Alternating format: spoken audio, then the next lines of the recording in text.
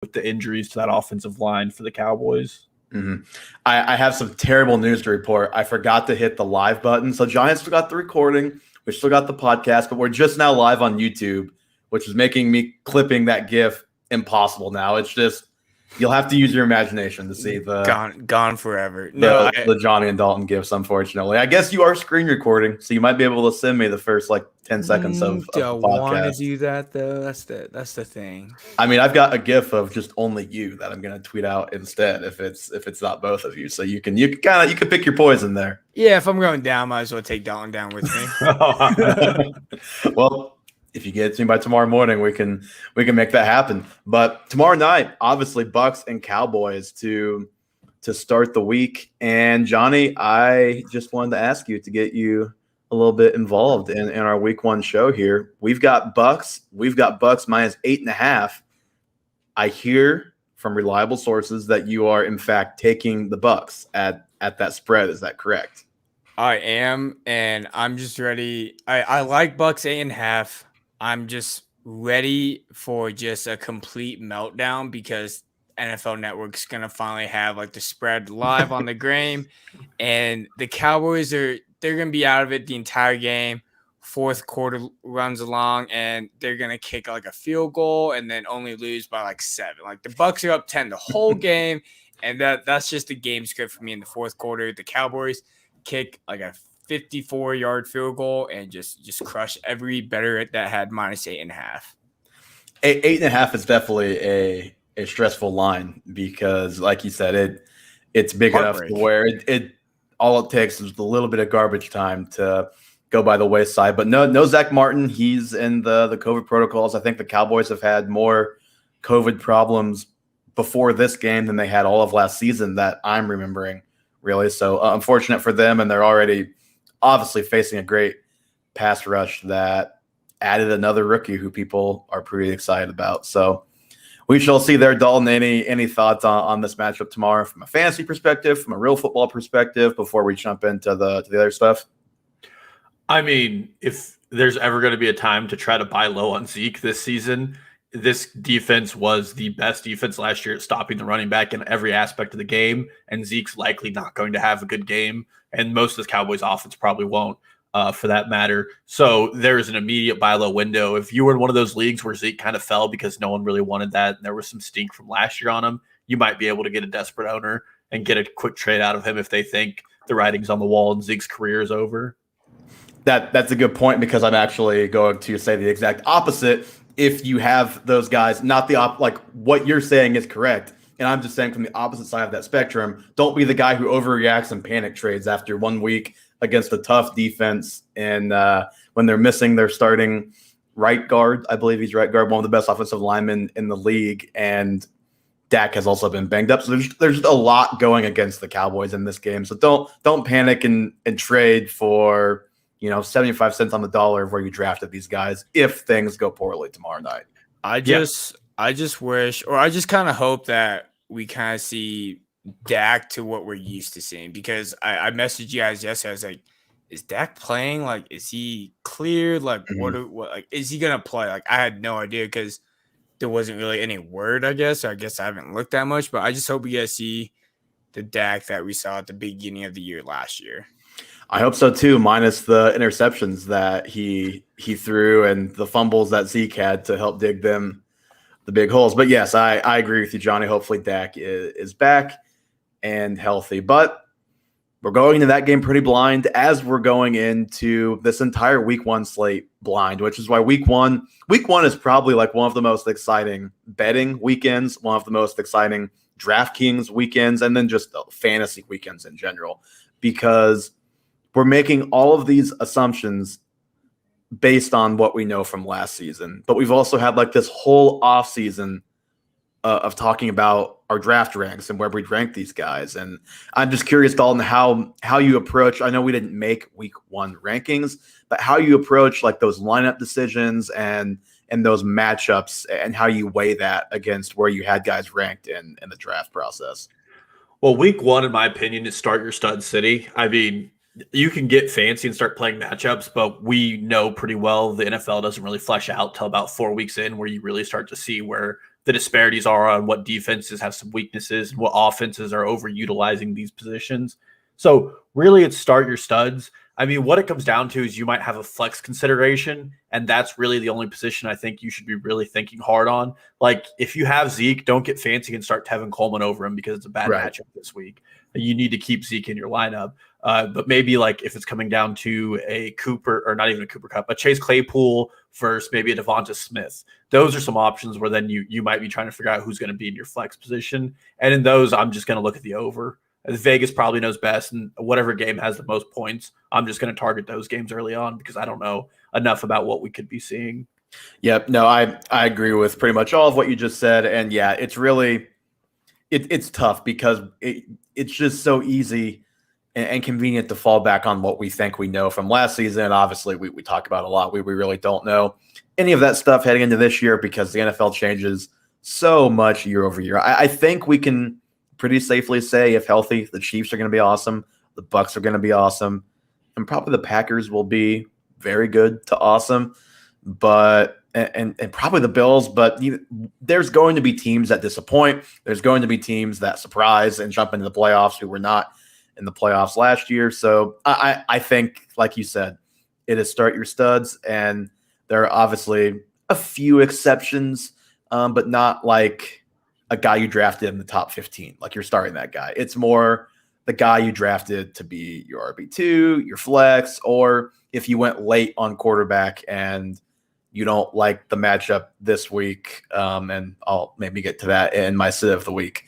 that there may be some better options that have presumably better matchups, at least we think. But Dalton, I know you've got 2 articles that I think are going to be coming out this week. One that I'm going to read after this podcast is over, and it'll hopefully be out tomorrow morning. The other one, you said you're writing about games to avoid.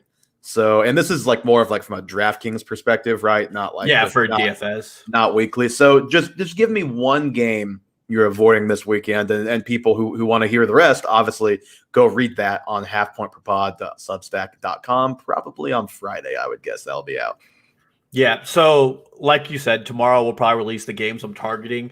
But the big game that I looked at and I just can't get behind, which I think a lot of people are behind, is the Saints versus the Packers. It has the second highest implied point total for the week at 50.5, and I just don't get it. I mean, this game's 2 points under the Chiefs game, and I mean, Jameis Winston is going up against a very good defense with his number one receiving option, Marquez Callaway, going against the first or second best corner in the NFL.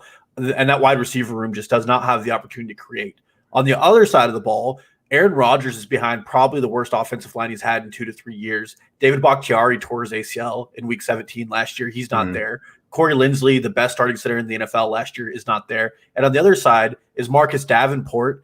And you just have a Saints rush that's going to be incredibly good. I mean, Zadarius Smith is one of the best coverage linebackers, is going to be getting Alvin Kamara. This game is really going to be a trench game. I think the Saints are really going to fight hard for ball control and drag it out and look for long drives. And on the other hand, I think that we're going to see some problems with the Packers with some very, very short skill positions on both sides. It could just turn into a knockdown, drag-out fight that's not as pretty. Or Jameis Winston just doesn't show up to play and you don't get that implied point total. I was going to say the Saints are one of the teams. I think the Saints, the Dolphins, and then who was the third? I had a third in my head. Oh, the Bengals. Those 3 teams where it's like we don't know about any of these teams, but I really don't know about. I wouldn't be surprised on either extreme with those teams. So yeah, I can see where you're coming from there for sure. And then on the other end of the spectrum, and we actually talked about this last year, I went back and looked, any under the radar shootouts that we're kind of targeting or maybe looking at for DraftKings. And last year we went with Panthers Raiders. The final of that game, 34-30. So I'd say pretty good. I don't think that was one of the top 3 or 4 over-unders of that week by any means. Dalton, I'll go ahead and start us off with this one, since this one was my category. I'm going with the Eagles and Falcons. That over-under is at 48.5, which is pretty middle of the road, I'd say, for this week. Maybe top third, but it's not one of the. It's not up there with the Chiefs or even the Saints game that you mentioned. This is a bet on number one. Neither defense is going to be exceptional, and more than that, probably not very good. But again, don't know, but that's just what I'm kind of banking on here.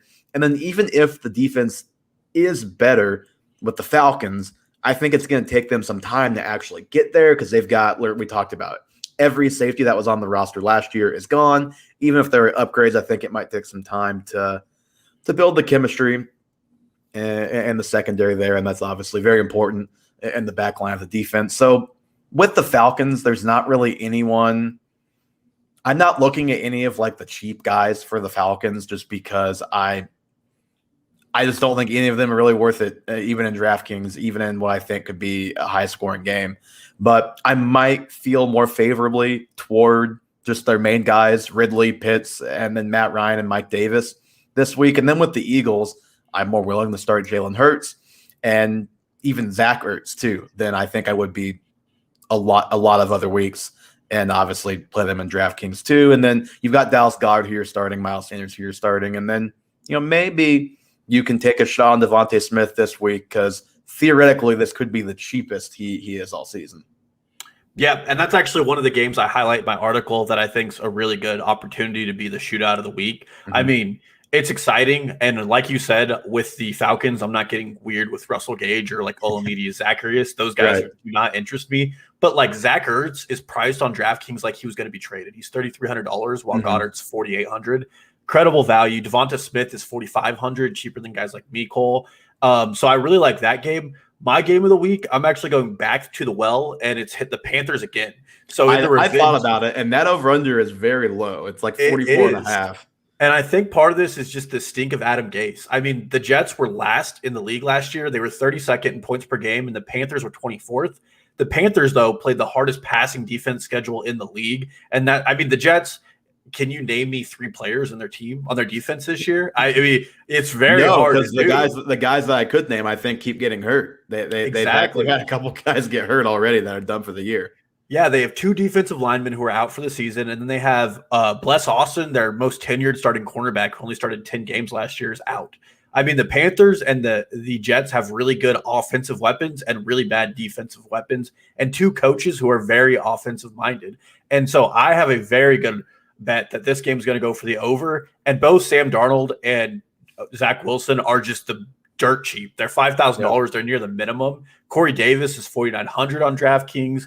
Tevin Coleman, Ty Johnson are cheap. And then CMC is absurdly priced as the most expensive back on the roster. But he could very well go for 45 points this week. I mean, the Jets have nothing to stop the guy. Yeah, and PPR especially, which is what DraftKings is, obviously, yes, he could definitely have just a monster week. I like that call. That was definitely one of the 3 I was looking at. Glad that we went different directions there. But as for 3 guys to watch on waivers this week, or just to straight up add on waivers this week, my first guy, I think he's probably on your list. There were like 2 guys who were pretty obvious to me. One of them I left off. One of them I put right here, and that's Tony Jones. Obviously, Latavius Murray cut earlier this week. I think Tony Jones is like clearly the number 2 back there. And you've got Alvin Kamara, who, for as great as he is, he's not the workhorse back some of those other top backs are in fantasy football. He is just uber efficient. He never hit 80% of snaps last season. He pretty much is good for 200 carries, 80 plus receptions every year. Latavius Murray has actually had exactly, I don't know what it is with the Saints and guys having like exactly the same numbers back-to-back years. Latavius Murray had 146 carries in back-to-back years in New Orleans. Not to say that, Tony Jones for sure getting 146 carries. What I do think, though, is he is probably going to have at least a role. I think he's going to have a role, and he obviously has the upside, too. If anything would happen to Kamara, he is the starting back and probably like a top 24, top 20 type of guy. So I think he's someone you have to add before week 1 to get him. He's gonna be too pricey if he does literally anything this week. And again, you get a guy who's in the flex conversation, bye week fill-in conversation, kind of where Latavius Murray was, and perhaps upside for more than that if anything happens to Kamara. Yeah, and he was obviously one of mine too. Mm-hmm. Him being under 40% roster right now is kind of insane. 25% on CBS where I looked. Yeah, when I looked, he was at 39. So I think it's catching on with Latavius news today, but I mean, I heard this term on a podcast. I don't remember it, so I can't give credit, but it's flex or it's handcuff with benefits. And that's what Tony Jones is, and that's what Gus Edwards was before the J.K. Dobbins injury. Is these guys are handcuffs for sure, but A.J. Dillon's another player. You can start them and feel kind of comfortable at the position. And if Alvin Kamara goes down, I mean, there's no running back who can overtake the workload that Kamara gets and the way he uses it. But there's also nobody left on waivers with the injuries at running back right now who will come into that room and directly challenge Jones. If you were watching the news, 2 weeks ago, Underhill for the Saints was already reporting that Peyton loved this guy, and he was out competing both Murray and Freeman. He's out competing NFL vets. And last year, Freeman had his best career year in yards per carry and yards per route run. So, I mean, this guy's no slouch. He looks great on the field, and he's definitely a guy you could probably flex out most weeks with the depleted receiving options and just weapons the Saints have. Mm-hmm. And again, I think the most important thing to note with Jones is that if you don't get him this week, you're probably going to be paying a lot of your fab budget to get him next week. If he even has 5 carries for 30 yards and like 2 receptions, that's all it's going to take for people to be like, okay, this guy's role is going to keep getting bigger because we see the second back there have value every year. And I just think you want to maybe get ahead of the game a little bit on this one. Yeah, I mean, if you already have waivers rolling, I would grab him immediately. And if not, I mean, you get through week 1 and he's still on waivers. I think this is like a 30-40% fab play. Mm-hmm. I mean, this guy is like James Robinson last year upside if anything happens to Kamara. I don't know if I'm quite there, but it's not impossible. It's not like out of the realm of possibility for sure. So that was both of our, I would say, probably number one ad. That's the number one ad this week. Dalton, who is the second guy on your waiver list here? So my next two, just so we're aware, I went under 5% for my next two, kind of trying to get ahead of the curve so you can identify performances you want to watch. My first one is Quez Watkins for the Eagles, who has worked his way into the wide receiver 2 conversation, kind of passing up Jalen Reagor. Travis Fulgham was cut, obviously, this offseason. And it just seems like Nick Sirianni and that coaching staff is really uninspired by what we have seen in that Eagles team. And I am betting on Quez Watkins. He looked really great in the preseason. Obviously, he had that 80-yard screen pass he took to the house. But this is an offense where defensively there is nobody there to support them, and they're going to be playing out of a hole. And they have a quarterback right now who probably still has questionable decision-making, which for an NFL team is not good, but for an offensive fantasy football player is great. And if he's running out of the 2 wide receiver sets all week 1, then he's a guy I want to roster because he plays in the NFC East, which means he gets the Cowboys twice, which means he gets the Giants twice. I mean, those are some really fun games that they're probably going to have a lot of points scored and a lot of poor defense played. Yeah, I like it. And it's very similar to my next guy in that if he doesn't do anything in week 1, if he is just hardly on the field or on the field a lot less than you hoped, you can cut him. You don't have to worry about holding him for 4 weeks like you would a rookie and seeing if it works out. My second guy, Bryan Edwards from the Raiders. He is 16% owned on CBS right now. He was a guy that everybody was excited about last year, probably more as a football player than a fantasy football player. But still, people were very excited about him, and it was frankly just kind of disappointing what his role was. Less than 200 yards receiving. He had, I think, 11 receptions, was really a complete non-factor. So this is a guy just like Watkins, where you could pick him up if he is not on the field as much as you hoped, which he should be. He is their number 2 receiver on their depth chart. He should be out there. But if it just doesn't seem like a fruitful situation, you can let him go pretty easily and not lose sleep over it and probably pick it back up again in 3 weeks when he proves himself worthy. But he's got the depth chart working in his advantage. He's got Henry Ruggs in front of him, but you've got John Brown asked for his release because he wasn't happy with his roster standing on the team. He's gone. Nelson Aguilar is gone. Obviously, Darren Waller is the number 1 receiver. Ruggs probably number 2, but not impossible that Edwards could have more targets, more receptions, and just not as productive as a year, obviously, as Henry Ruggs. He's a big play guy. And Edwards is a good complement, I think, to that type of guy. He's a bigger guy, not really a take the top off kind of guy, more of a possession-y type of receiver. And he's free. He's a guy you can cut bait with early, a lot like Watkins, a guy that I think does have some opportunity to get on the field. Yeah, and I think I talked about this way last year as a deep, deep sleeper that I really liked, Brad Edwards. Other than Juju Smith-Schuster, Edwards is the youngest player in college football history to have a 1,000-yard season. He was incredibly productive at Vanderbilt in a very poorly run offense and was an absolute stud. I think Brad Edwards is turning 21 or 22 this year. He's still incredibly young for the NFL, and there's probably a bigger learning curve because he has less football under his grip. My only concern is that week 1 they play the Ravens, and that quarterback room is so incredibly just tight knit and well coached that he's not going to have a good week, and you could probably get him cheap. Yeah. And what I would watch for his snap percentage, if they're running 2 wide receiver sets and he's out there for 80 to 90% of those, there's clear value there because that Raiders defense is an absolute travesty, and they're going to be playing from behind just like with the Eagles. So I like that a lot.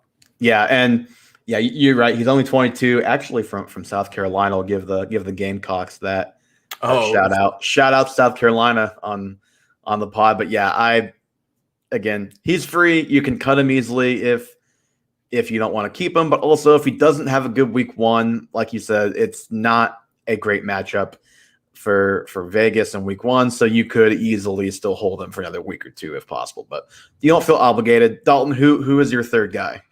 So my third guy, we're going pretty deep on this one, but I think he's just consistently been a thorn in fantasy owners' sides, and part of being a thorn means there's some value to be had there. And it's Adam Humphries, who now plays for the Washington football team, and he's at 1% rostered right now.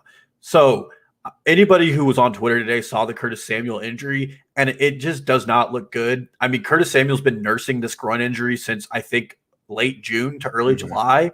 He's been on the injury report, and then it looks like he re-aggravated it in practice when he was trending to play. And with these soft tissue injuries, we said it all off season, they're very scary. Curtis Samuel just might not play for the first couple of weeks of the NFL. De'Ami Brown is obviously a huge benefactor here, but I think he's going to be getting a lot of the outside work. Yep. And Adam Humphries in a PPR league is just going to be the safety net for Fitzpatrick. They have established rapport. And this team is probably going to be dinking and dunking a lot because they're not going to need big plays, which is going to be of huge benefit to Humphries. He's not going to have those 20, 30-point weeks, but he's going to have a really safe floor early on if Curtis Samuel isn't there challenging for that slot work. And, in the same line with this, I think De'Ami Brown's another guy you'd be watching for because Curtis Samuel was in line to take some of that work away too. But this really opens up that receiving room behind Terry McLaurin. And, I mean, all preseason – there were reports about Humphries and Fitz connecting a lot. So I think it's worth watching this week to see if that connection is there. Yeah, I think this pickup is more of a you're not picking up a guy and starting in week 1 almost in any situation. But also he's not like a super high upside pickup, I don't think. I think this is I've been dealing with some injuries. I'm not starting this guy this week, but I want to pick him up and just kind of wait and see. And maybe I can start him week 2, week 3, if he puts a game or 2 together. That's kind of what I see this one as. Yeah, this guy turns into your safety net when bye weeks start coming around, and you need a player who you can look at and say, I need 8 points to keep the lineup startable. He's not somebody who's going to take the top off and win you games. So I'm going with the exact opposite kind of guy as my last here. I'm going with Kenneth Gainwell. From the Eagles. He's at 37% rostered on CBS. So the anti-Miles Sanders noise this year has been almost as loud or maybe as loud as the pro-Miles Sanders hype was a year ago. It's pretty crazy how far we've come in the other direction from just 1 year ago with Sanders. The practice reports, all bad. I don't think you can find anybody who is, in the know with the Eagles as far as beat reporters or just people who project this sort of thing, who think that Sanders is going to be a workhorse guy, even be an 80, a 70% guy. I think there is some concern with his workload and how much he's going to be given with the new coaches there and all of that. And Gainwell is a guy who you could probably wait on him because I don't think much is going to – I think Boston Scott is probably ahead of him on the depth chart right now. This is a guy who – you could kind of have on the radar. You could pick him up after this week if you wanted to. You could probably wait longer if you want to. But if you wait too long, he is eventually going to pop, I think, and get too expensive. So if you have the roster spot, if you're not hurting for contributors right now, you're looking for end of the bench upside, I think this is your guy. I think this is your guy who you can get pretty cheap on waivers right now. We've talked about Gainwell a lot. He was the best pass catcher in the draft, something that Miles Sanders does not do very well. How valuable that is with Jalen Hurts kind of remains to be seen, but I still think there is at least some value that could be had there. And I mean, just these Memphis guys are just studs every time they come into the league. So I don't know. I'm in on taking a shot on Gainwell because I think I know what Boston Scott is, and I don't think he's something that I can ever consistently rely on as a fantasy option. I'm just taking the blind shot that maybe Gainwell turns into that at some point.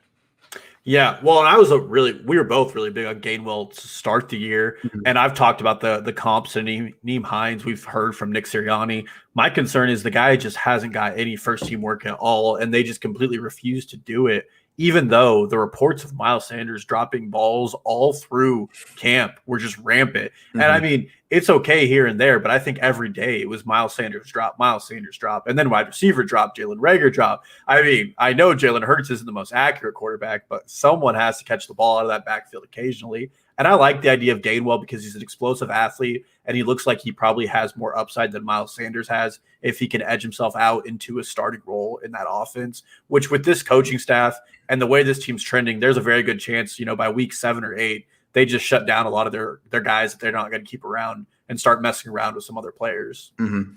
So, Johnny, being somebody with 2 empty roster spots in our Dynasty League, any of these 6, I know most of them are actually already owned. Anybody who's not already owned, pique your interest here? I would say I like Gainwell just of the possibility of Sanders just not performing and Gainwell just getting a chance and just popping off. I feel like that would be a one of the best pickups out of the 3 that you guys each mentioned. Well, guest of the show, Eli Beery, owns him, so you can hit him up for a trade. Oh, shocker. Eli has 8 RBs. Eli does like to hoard the running backs, as everybody saw on our mock draft. Well, he didn't hoard them as much that show as he just took them all early and then waited for 3 years to take his next one. All right, we've got Star of the Week. We've got Sit of the Week. Dalton, the question is, do you want to end the show on a positive note or a negative note? We'll see which order we want to go in here. I like my veggies before my dessert. Let's start with the negative. Some people are more excited about the negative than the positive, but all right, give me your Sit of the Week then. I kind of shadowed this with the game that I'm avoiding, but I'm sitting Marquez Callaway. This guy has moved all the way up to 7th round ADP on ESPN leagues, which is absurd. He's up there with Corey Davis, and I know Corey Davis isn't like a world-breaking talent, but Marquez Callaway is definitely not in the same realm as Corey Davis, in my opinion. This guy gets Jerry Alexander, who shut down some of the best wide receivers in the NFL. And more importantly, I know that we all saw Jameis Winston throw those passes to him where he caught touchdowns. They were ill-advised passes that were good plays by Callaway, but it was not exactly a sustainable type of thing. Thank you. That was Jameis Winston doing Jameis Winston things, but that was also double coverage. And there are quarterbacks who can get away with those throws, and their names start and end with Patrick Mahomes and Aaron Rodgers. And if Jameis is making those throws all game, there's a non-zero chance that we see Taysom Hill a lot more than we want to. And suddenly Callaway gets tanked. I mean, Taysom Hill's not throwing it deep to him. So I am completely avoiding this guy. I think some people think he has flex appeal. This is somebody who I think should be on your bench today and for future games for reference. I just don't want any of the receivers in that room. I think I at least want to wait a week, and if this ends up being as tough of a matchup as you think it will be, wait another week if possible on everybody in this offense except for Kamara. You have no choice, and you shouldn't wait on Kamara, obviously. But yeah, I would not be too interested in starting Callaway. And it's funny, when you first said the name, I was like, okay, wow, Dalton, what a bold call. But yeah, he really has moved up in the draft boards to where you may have drafted him to be your flex or at least your first bench guy to where he's in that conversation for a week 1 start. Yeah, which is absurd. We'll see. It could, if you pair him with Michael Thomas and you can kind of string together the wide receiver 1 for the whole season, it could work out. But it could also blow up in your face. It's a very high variance play there. If anybody can't tell already, I am betting the Saints under for the season. What was the Saints line? Is it 8.5? I think it's 9.5. 9.5. But I'm taking the under on whatever Vegas sets it at. Just for clarification, their first 8 games are on the road, people.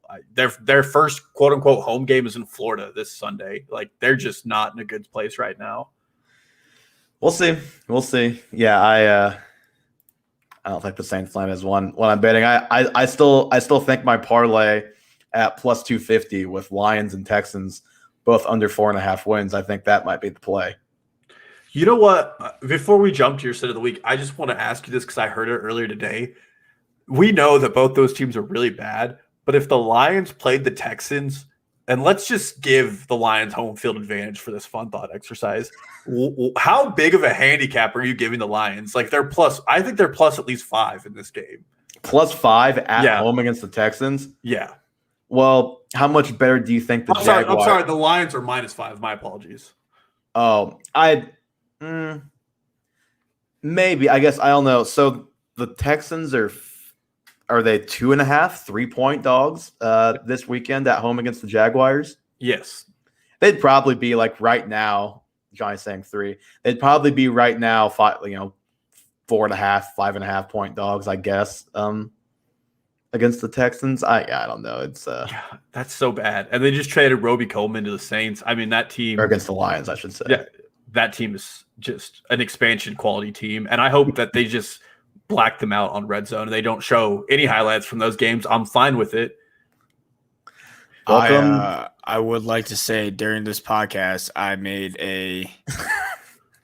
Hold on, I forgot how many numbers it was. It was a 16. How many numbers? Excuse you. How big of a bet is this? It was either I bet every single game. Okay.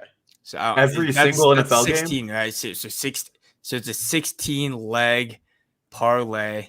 You did a 16 leg parlay, so you have to get everyone right to win. Correct. But once you hear the payout, I think you'll be more interested. I don't think so, because there's no shot you're getting. Johnny, no shot? I've been in pick'em pools with you, and I've seen you go above 500 like twice. Hey, that was a bad year. But this one, the payout is $156,000 and $156,051.80. And how much are you betting?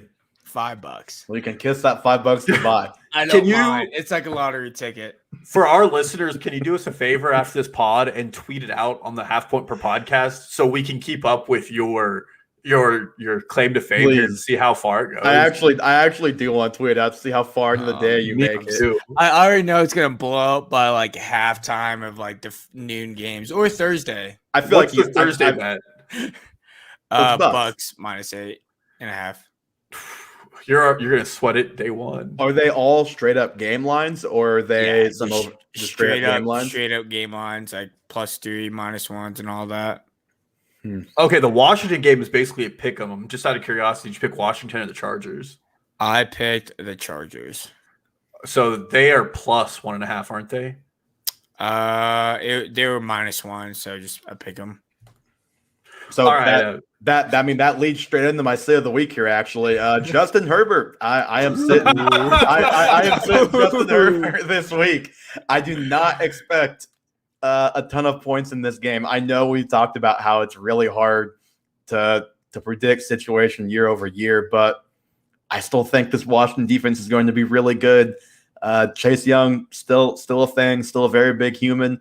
Montez Sweat. I mean, that front seven is just legit. They're awesome. And the secondary is at least okay to pretty good with Kendall Fuller, Landon Collins. They signed William Jackson at cornerback. So they've just got some guys on defense. I know the Chargers made some moves on the offensive line, but you have a rookie at one tackle. You have Brian Bulaga, who hasn't been good for multiple years, at the other tackle, trying to block for Herbert on the edges. I just think he's going to be under fire all day. He's not a guy I'm benching like at all costs, but I'd rank him more in the 12 to 15 range rather than 7 to 8 to 9 where he was drafted in just about every draft, maybe a little higher. Like, I'd rank Jalen Hurts ahead of him. I'd rank Matt Ryan ahead of him. I think I'd probably start Trevor Lawrence against the aforementioned Texans ahead of him. this week. So not a bench at all costs, but definitely not a guy I'm looking at in DraftKings. And if you drafted a second quarterback with Herbert, which he took him late enough, it's possible you have a second guy. I would consider the second guy over Herbert this week. Yeah, Kirk Cousins is a good streamable option too, and I entirely agree with you. This is another matchup I'm avoiding because of the way it works out. One thing that I don't think is getting reported enough is Ron Rivera coached against the exact offense that Joe Lombardi's running out there in the NFC South with the Panthers against the Saints for a long time. And Ron Rivera is a very defensive-minded coach and probably has the best defense he's had since the Panthers with Luke Kuechly.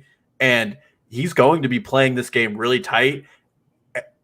And Justin Herbert is a guy who's probably due for some negative regression in a lot of areas. Mm-hmm. He was one of the best passers under pressure. That's not a year-to-year thing you continue unless you're Patrick Mahomes. And so I do really expect to see this game to be a knockdown, drag-out fight. It's a very, very good game between two potential playoff teams who are probably wild card berths or win their division if you're the football team, because that division is horrible. Right. But it's going to be a fun game for real football and a bad game for fantasy purposes. Yeah, and then obviously, it's only Wednesday, so there's a reason why we're not talking any injuries or really news or notes yet, because a lot can change and a lot always does change between now and even like Friday when we see the last day of practice reports. But just you don't love Eckler popping up with a hamstring on the injury report. For Herbert, I mean, you would think theoretically this could be a safety valve dump off kind of game to Eckler if he gets under pressure, and if by some chance Eckler isn't out there or is even hampered by whatever he's dealing with, that could be a problem. And I was completely dismissive of Eckler missing practice and am still fairly dismissive of it. But just the fact that it's the hamstring again, at least gives me a little more pause. So just not the deciding factor here by any means, but just another risk factor to add on top here, I think. And one name to watch in that game who will be my Logan Thomas this year. It's Josh Palmer. No, it is Donald Parham, former XFL standout tight end for the Chargers. I said Mo Alley Cox was the biggest tight end in the NFL. I think actually this guy might be like an inch taller. And in the preseason, they moved him around to the slot and all kinds of stuff. If he is getting reps over Jared Cook, he's going in the waivers column immediately. And he is getting picked up on as many teams as I can. So watch Donald Parham. I love the guy. He was a baller at the XFL. So just watch him in the game. Should be fun to watch. All right, Dalton, who's your star of the week? And on a happy note here. All right, I have some questions for you. It seems like you should be the one providing me the answers here, but go ahead. If this player sat out the entire preseason because the team wanted to rest him, if this player was named a team captain, and if this player plays against the 30th ranked run defense last year, is it not the easiest start of your career? I hope we don't have the same guy. Who's your guy? My guy is Raheem Mostert. Yeah, we do have the same guy. We have the same guy. Of course we do. Oh, my God. This one. Okay, so first of all, he's like 5,800 on DraftKings, which is really cheap, all things considered. And Trey Sermon is 4,500 and Jermichael Hasty is 4,000. Mm-hmm. And in a game where the 49ers are favored by 7.5, I think Kyle Shanahan just runs it down the throat of the Lions. We've talked about on this podcast, the Lions aren't a good football team for all encompass purposes. And Raheem Mostert is as healthy as he's going to get and needs 12 touches to go off like 150 yards and 2 touchdowns. I mean, that's easily within his outcomes because of he was the fastest player by NFL tracks last year when he ran the ball down the field. The guy gets passing situations in this offense, which are rare and few between if your name's not Kyle Juszczyk. But I love his opportunity here. This is a clear smash spot for any 49ers running back. And it really sucks that we do this every week in the NFL where you and me have the same start of the week and we need to sit down and show each other our starts before we do this. So we have some disagreement. You know, I thought I was safe picking Raheem Mostert just because I play against him. Yeah, you and I play this week, and so he's on my team. I was like, okay, even if he is like a fairly obvious guy going against the Lions here, I think Dalton will go a different direction just because it would pain him too much to talk about one of my players this glowingly, like when we play. No, and as a side note, and I'm sure you know this, but trade Mostert after this week because, oh, buddy, is he going to look like a full-on RB1, and he's going to break down at some point in this week. Probably so. I'm looking, Johnny, at your screenshots that you sent. I can already tell you, even if you make it a handful of games in, the Atlanta Falcons, just the fact they have to be on your card, they're going to screw you. You bet on them. If you bet against them, it would go the other way too. I'm just letting you know right now. It's a new regime in Atlanta. I'm ready to be hurt, but if that's how I go down, I'm going down swinging for $156,000. Fair enough. So Johnny took the Niners at -7.5. I think we would all take them at -7.5 based on Johnny's bet. Both of our start of the weeks here. You said it pretty well, Dalton, but I think if you draft your Raheem Mostert, you may have got him in a spot where he's like your first bench player, where he's not even a guy that you would have to start in week 1. But I think this is the week to fire him up. You almost have no choice. And like, unless you just have a loaded team in like an 8 or 10 man league, any 12-man league, he has to be a play this week, I think. Sermon may very well win the job at some point this season. I think I would be surprised if he didn't at least get a 50-50 split at some point. But we saw in their last preseason game, Sermon 0 snaps with the starters in those first 10 snaps. Mostert got every snap. I think he's clearly right now the guy in that backfield. And that, again, can obviously change as we go on here. But when Mostert has received volume, he's been a must-start running back. Raheem must start, as you said a minute ago. Since the start of 2019, he's received more than 10 carries 13 times, so in 13 games. He's scored in double digits in 9 of those games. And he's even had some games where he's had like he had a game against the Jets last year where it was like 8 for 91 and 2 touchdowns. So he had some others that were pretty good, but just not high enough volume to where it was in this arbitrary list that I did. But in those 13 games, he was 14.7 points per game. And he even had, 4 games over 20 points. I think you could very easily see this be one of those over 20-point type of games. And then it's just he's playing against the Lions, and you said it. I think they're going to be bad. I'm pretty in on the Lions and Texans under 4.5 parlay. It's very likely that their second worst fantasy defense against the run last year isn't better or much better this year. I just think this is the ideal situation. If you've got Mostert, you're playing him. Yeah, and because we both spoke glowingly of Mostert, even a little bit of Michael Hasty and Trey Sermon, Elijah Mitchell is clearly the guy that's going to go off this week because that's how the 49ers run game works. Or Mostert will get hurt like on the 3rd snap of the game, which is also how the Niners running game seems to work. And Kyle Juszczyk will vulture 2 touchdowns at the 10-yard line. That's the Niners. I wish I could love you, but you make it so hard, Kyle Shanahan. I am excited. Did you see it today? He said, I don't understand why everybody's questioning the QB competition. When a month ago, Kyle Shanahan comes out and says, you could be dead tomorrow when asked about it's your fault we're questioning it. Like, you don't act like you have no part in this. Yeah, well, and just when you trade up, even if he said nothing but Jimmy G is starter, no question about it, week 1.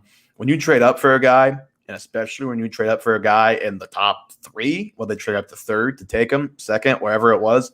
You trade up that, I guess it was 3rd because Zach Wilson went too. You trade up that high, you give up that much to get a guy, you're going to at least be asked the question, are you starting this guy or not? But yeah, regardless of which quarterback, regardless of anything, I'm very in on Mostert this week. I knew as soon as you went on that rant, though, it was going to be the same guy. It was like, Lord. That's unfortunate, but maybe next week we'll figure this out and not have the same guy. Okay, Dalton, anything else that we should touch on before we get out of here tonight? My game's target is probably going to be out tomorrow, and then it's going to be a really long piece. I put a lot of work into it, probably the longest written piece I've done for this. And then games to avoid will probably come out on Friday. So if you're looking to bet significant money on DFS like I am, I think there's a clear edge this week because guys like James Robinson are just underpriced because DraftKings came out with these prices a month ago. So Gus Edwards, James Robinson are significantly underpriced. So now's your time to make a lot of money quickly. Yep, for sure. And on that note, that is going to do it for episode 45 of the Half Point Per Podcast. Give us a follow Twitter, Instagram, TikTok at Half Point Per Pod. Subscribe to the YouTube channel to watch us live every week. Just search Half Point Per Podcast on there. On some of the social media, we'll be more active during the season here. Just some highlights. We'll probably do some waiver wire stuff on there in addition to on the newsletter every week, which is halfpointperpod.substack.com. So follow us all of those places. The show is available, Spotify, Apple Podcasts, anywhere else you listen. And we will be back next week with, I guess we'll probably do stock report again after week 1. And as for a live stream on Sunday, that's TBD for this weekend, but I think that will be back as a mainstay for other weekends this season. We'll let you guys know, obviously, on the Twitter account, but we will talk to you guys after, hopefully, a great week 1.